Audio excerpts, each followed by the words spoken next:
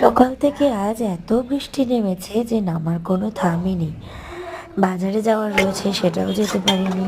ঘরে কিছু নেইও, মাছটা যে রান্না করব, তাই ফ্রিজে অনেকটা সবজি পড়েছিল, গাজর, বিনস, ক্যাপসিকাম, আর ঘরে ফ্রিজে অনেকটা চিকেনও ছিল।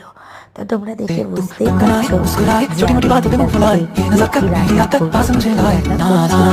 একদিকে ধরেছে দেখো ফ্রাইড রাইস করে নিয়েছি, সবজিটা ভেজে, আর এখানে চিকেনের মশলা করছি, চিকেন কষাচ্ছি। বৃষ্টি যেহেতু বর্ষাকাল থামবে না, বৃষ্টি হওয়ারই কথা, এটা স্বাভাবিক ব্যাপার। তো ঘরে এরকমভাবেই আজকে দিনটা চালিয়ে নিচ্ছি। তো তোমরা এরকম বৃষ্টির দিনে কি করো?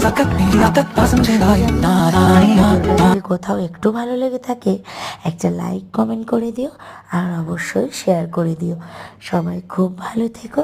আবার একটা অন্য ভিডিওর সঙ্গে দেখা হবে। আজ তাহলে আসি।